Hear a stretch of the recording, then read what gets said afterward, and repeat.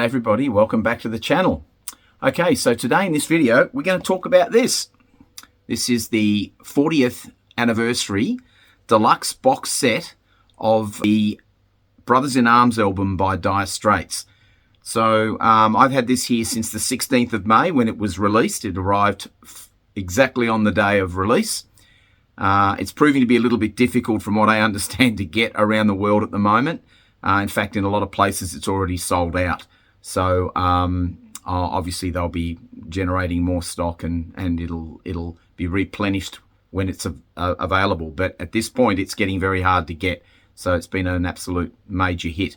So we're going to have a chat about this today because I've had it here. You guys have been watching the shorts that I've put up on the channel, playing the record. Literally the moment I got it, I pulled it out of its dust jacket, put it on my Kuzma turntable and started playing tracks which you guys were hearing as I was. Literally first cab off the rank you guys were. So let's talk a little bit about this album and how it came to be. And it was originally released on the 16th of May 1985, and I certainly remember as a young fellow, I would have been 14 years old back then, and I went to my local Brash's store, which was which no longer exists, and they were a chain of record stores and hi-fi stores around Australia, and I bought that original album. It was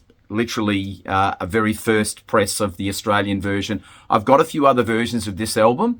And I've listened to a lot of other versions of it, like the Mo-Fi version. I've got 2 or 3 CD versions of this, including a 20th anniversary SACD on DSD. I've got a few original press versions of this album, and subsequent versions and what have you that I've listened to compare this particular version against. And we'll talk about that a little bit later on in the video about how I found it to be. So I'll talk a little bit about what I've got in front of me here. And so this 40th anniversary album commemorates that iconic Brothers in Arms album. It's a 5 LP deluxe box set. You've got a double album studio version of Brothers in Arms. I can show you the cover for that here. So that's the cover that comes with this current box set. And it's a double LP set on a 33 1/3. So this album was remastered by Miles Showell, and it was also an executive produced by Guy Fletcher, who name probably rings a bell because he was a band member with Dire Straits around that time. So he was involved in as an executive producer in this album, and it was remastered at Abbey Road Studios. It was pressed on really high quality 180 gram vinyl in Germany, and there's no further information about exactly where it was pressed at this moment. I can't find that out, but it's a beautiful, quiet version of this album. I will sneak that in now while we're talking about it. Very, very quiet in the silent passages between tracks. There's very little tracking noise in this pressing.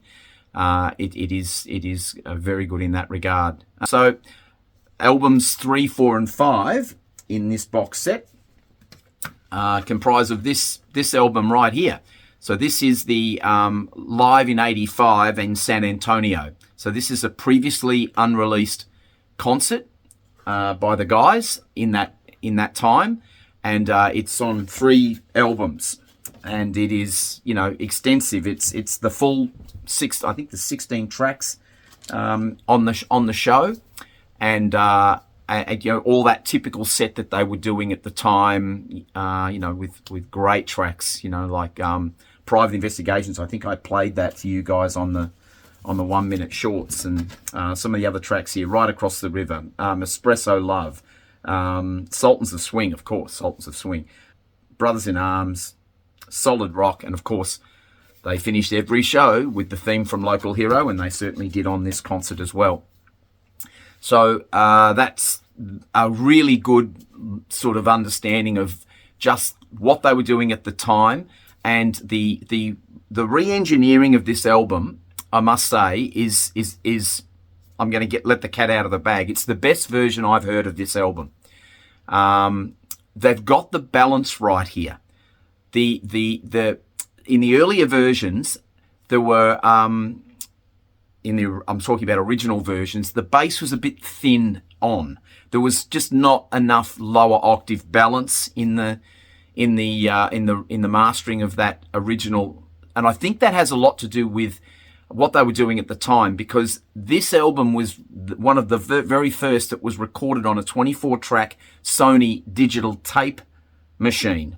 So that technology was obviously quite new, and at the time, maybe there were a few little shortcomings by doing this. You know, Mark Knopfler was a real stickler for getting the fidelity of their music spot on, and he's always been like that. And he was breaking ground back in those days with this new technology that was introduced. In fact, it was the first CD when it came out that was triple D, as far as I understand it, was one of the very first CDs that was a DDD CD. That also tended to give a little bit of a thin lower octave, and it may have been even at the time, because this was fairly new technology, it sounded a little bit overemphasized in the upper frequencies as well. But this album certainly does not suffer from that at all. They've actually fixed those problems with this pressing. It's the Mo-Fi version of this album is a little bit overdone in the bottom end, so it's a bit tipped up in the bottom, and it sounds a little bloated compared to this album. This album has the balance really nicely done. You've got beautiful ethereal mid-range, voices sound very, very believable. Most of what we listen to happens in that mid-band range, as you know, with our ears and instruments, and that is absolutely on point with this pressing. The lower octave is tonally very accurate. I've heard things in a track like Right Across the River on the studio album where that transient sort of bit happens in the choruses, and there's a low resonant rumble that happens that my subwoofer's picking up. I've never heard that on any other version of that album that sounds that accurate. On the Mo-Fi it was a little bit overdone, and I thought, and it sounded like something had been added. This is lovely. This is absolutely, you know, right on the money where I would imagine they would have been listening to it and wanted it to be in the beginning. They've actually got it right. So hats off to the engineering team and the people that cut this for vinyl. It is right on the money as far as I'm concerned. This is how this album should have always sounded, and it certainly is very, very impressive. You know, you get a 16-page booklet with this box set. I think I've shown you some pictures of this on the, you know, in the short videos. You know, just some really, really good stuff here from the, you know, from the band. Sorry, it's probably flaring a little bit, but, you know, just the lovely, lovely, you know, live stuff. You know, like, you know, look at this. This is just, you know, it takes you back to the time when you know, when this band was touring this album. You know, these shots are just, you know, fantastic. They really just took me back to that time. Obviously you get that in the box set. Okay, so now I guess we probably should talk about the pros and the cons of this box set, and there are some pros and cons. So let's start with the cons, shall we? So, the 3 albums you get in the San Antonio Live box set are on these really cruddy white dust jackets. Now, this could be splitting hairs, of which I have none of, but nonetheless, come on, guys. I mean, there's advertisement here. We could have done something with that. You know, we could have filled that in and had some shots of the live show on there.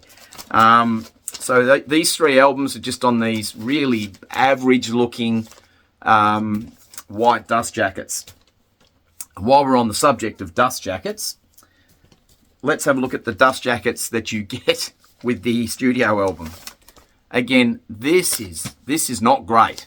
I mean, it just doesn't look quality. There's no real, you know, you know, it's just average.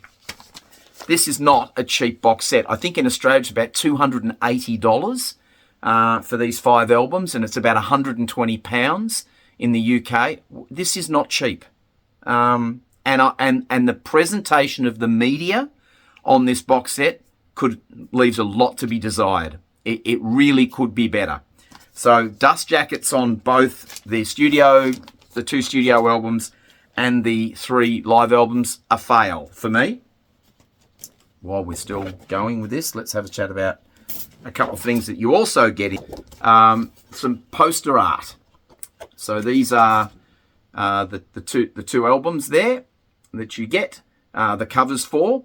So you've got the original studio album here, and then you've got I guess a play on that album art with the iconic steel guitar there, and this is the artwork for the live concert. These are on sort of cardboard, certainly not anything substantial, but to be honest, it looks like a colour photocopy. I'm not sure if you guys can pick this up in the camera or not, but it's matte in its finish.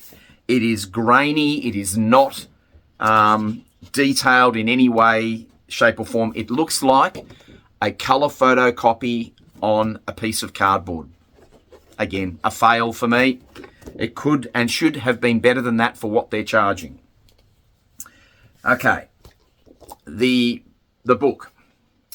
16-page booklet by Paul Sexton. Now, he's a journalist who wrote extensively about Dire Straits at the time, and he lent his pen to writing these new liner notes and new details. Now, this is a good read. This is something that is, the contents of this are great. It really took me back to that time in my life. No cares in the world as a 14-year-old, you can imagine, and just hugely into music, could not get enough music even way back then. And so this did take me back there, but it should have had these pages, the first pages of this, the front and the back, are no thicker than the rest of the pages in the book. It just seems cheap. It should have had some hard covers on it, or harder covers on it, so that it was not as flimsy as this. It just feels cheap, given what it costs. There are many commemorative box sets out there where they go crazy and really give you quality in the album reissues and what have you. The album covers, again, they're cardboard, they're okay, but tip-on, a nice gloss jacket would have been fantastic here. Rather than a matte, you can probably see it, just a matte finish of both this and the studio album. They're just okay. They're not horrible, but they're not great either. The slip jacket here for the box set is fine. That part of it is pretty good. But I guess that's the first thing you see. It lures you into spending your money. And this is where the quality of the media starts and stops, as far as I'm concerned. You've got the hype sticker up there in the corner, and this presents pretty well. So that's my gripes on the downside to this box set. If you're into the media and you're into that side of things, you'll probably find that this is a bit disappointing. But there are some positives here, and these things need to be mentioned as well. Quite a few positives, in fact. The positives all come down to the way this thing sounds. I've touched on it earlier, and I'll now talk to you with my sound engineer's cap on. This thing is magic. It is the best, as I said, it's the best version of this album that I have and I own and that I've heard. So I guess they've made up for it in regards to the sound quality and the quality of the pressing. It is really well done. There is all of that great alive sound in this recording. The actual live show itself, it sounds like a show that was done in the mid 80s. It's got, lots of, synthesizers and electronic drums and things like that they were doing at the time, which was pretty new back then. And they haven't over modernized the live concert. They've kept it, that they've done a wonderful job at getting the balance right across the live show. And the studio album is sublime as far as that side of it goes, really good. They've given you that sense of being back there in 1985 with the live show, and I think that's a masterstroke. It really does feel like you're there. I close my eyes and listen to this on my system, and I get goosebumps because it just gives me that real sense of being back there and at that time, and watching, those shows when they were here, when they were in Australia, watching them live, and as a kid, and it just took me like a time machine all the way back to that time and place in my life, which was fantastic. And I know a lot of you will feel the same way. If you're around my age, you will you'll fondly remember that tour. They went all around the world. It was an exhaustingly long tour. They were at the top of their game at that moment in time. They were the biggest rock band in the world back in 85, doing Live Aid and all those great big shows, and literally being double booked on the night of the Live Aid show. They literally did the Live Aid show in the afternoon because they were booked across the road, I believe, at another stadium to do the live tour. So they managed to get both things done on the one day. I didn't know that. I found that out recently, and that was really, really interesting to read that.